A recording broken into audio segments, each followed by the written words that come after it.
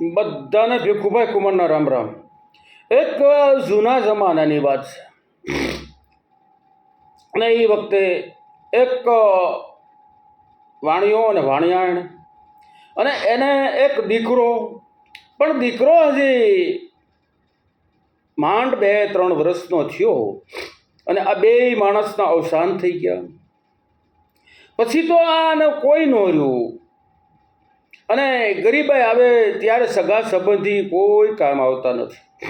ત્યારે એ બધા નજીક હોવા છતાં દૂર થઈ જાય અને જો તમારી પાસે ધન સંપત્તિ થઈ જાય તો દૂર હોય એ પણ તમારા નજીક થઈ જાય. એમ આનું હવે કોઈ નથી, ભટકે છે.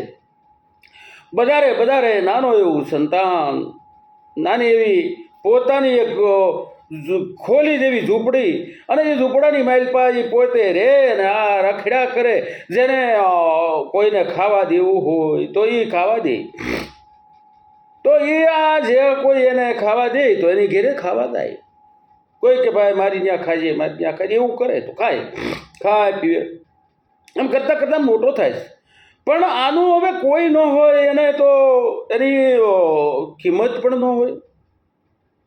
એટલે એને બોલાવવો હોય તો કોઈ હાથ કરે તો એમ કે ઠણ પાવ, એનું નામ પડી ગયું. પછી તો ઠણ પાવ ગમે એ હોય તો એ બોલાવે, ઠણ પાવ અહીંયા મારું આ કામ કરી નાખ તો હું તને આ ખાવા આપું, તને પાણી આપું, તને કપડાં લઈ દઉં, મારું આ કામ કરી નાખ. અને આ એવો છોકરો છે કે બધાનું કામ કરે છે.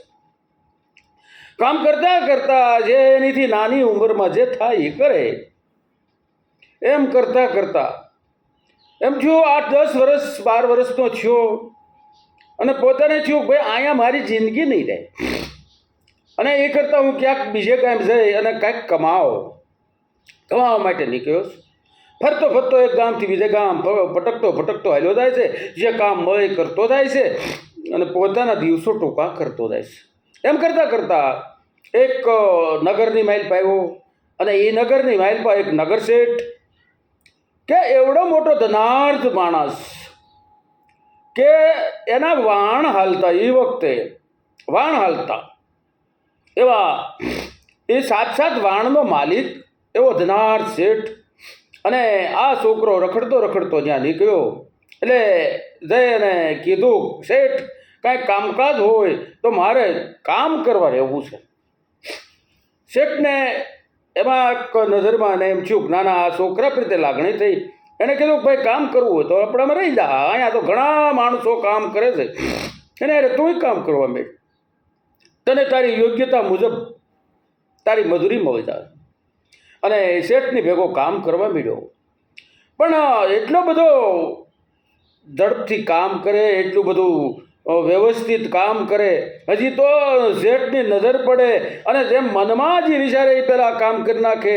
એક કામમાં 2 કામ કરતો આવે, એટલું બધું કામ કરવા માંડ્યો અને શેઠને વાલો માંડ્યો લાગવા. શેઠે એક પછી એક પદવી એને ઊંચી આપવા માંડ્યા. એમ કરતાં મુનિમ બનાવી દીધો.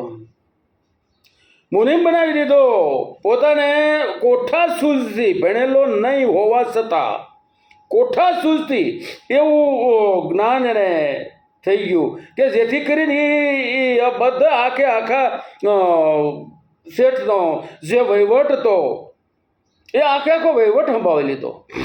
અને શેઠને કાંઈ સંતાન નથી અને આ એને બહુ વાલો મીડો લાગવા.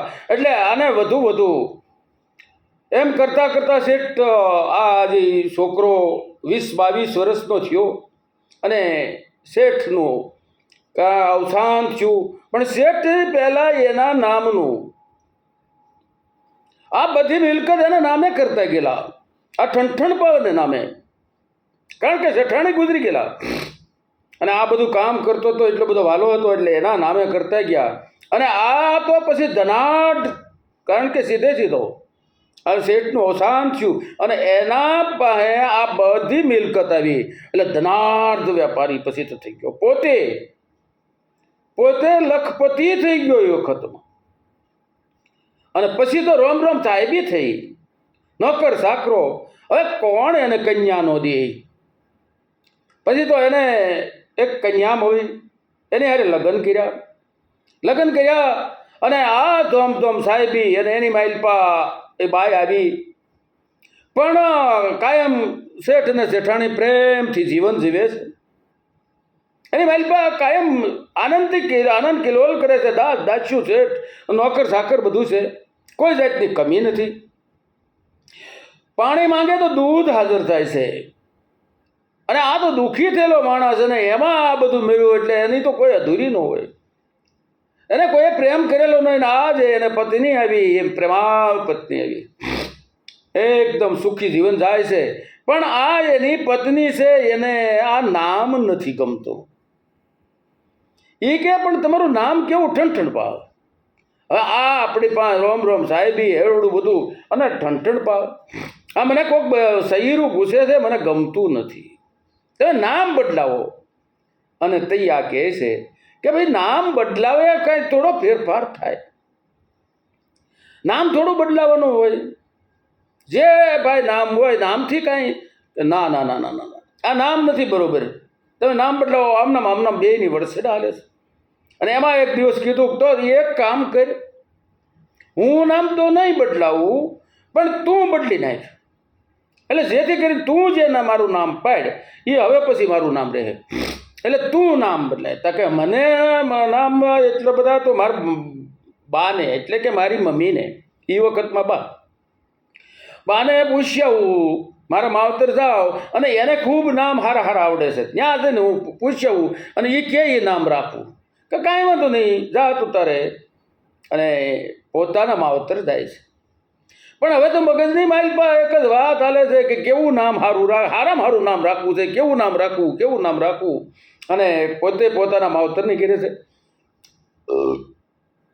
અને એમાં એક બાઈ લગર વગર કપડાં છે, અને બાઈ આવી લાખ વેચે છે. એટલે કીધું બેન લાખ થોડીક લ્યો અને મને થોડાક દાણા આપો તો મારા છોકરા ખાય. એટલે હું આ લાખ વેચું છું. અને આ બાઈ પૂછે છે કે તારું નામ શું? કે મારું નામ લક્ષ્મી. અને લાખ વેચશો? અરે બેન નામમાં ક્યાં કાંઈ આમાં છે. નામ તો ગમે એવા હોય. અમારી બાજુમાં એક રહે છે, નામ એનું શાંતિ છે, પણ આખા દિવસમાં 3 ફેરું 3-4-5 ફેરું કોકને હારે ઝઘડા ન કરે ને ત્યાં લગી નિરાયત નથી થતી. અને એ ગાય બોલ્યા વગરની રહેતી નથી. આવું નામ છે, એનું નામ છે શાંતિ. એને વિચાર કર્યો ઓ. અને એમાં બરોબર એક ભિખારી નીકળ્યો, ભીખ માગતો હતો. ભાઈ મને કોઈ પાય પૈસો દ્યો. અને પોતે ભીખ માગે છે. એને 2 પૈસા આપ્યા અને પૂછે છે, હવે તારા મગજમાં નામ જ છે એટલે પૂછે છે તારું નામ શું? કે ધનપાલ. અને ભીખ માંગશો? બેન આ નામમાં ક્યાં લેવાનું છે? નામ તો ગમે એવું હોય. અમારા બાજુમાં એક ભાઈનું નામ કરણ છે. કોઈ દી કોઈને ખોટી ફૂટી કોઢી નથી દીધી. તે આમાં નામમાં ક્યાં લેવાનું છે?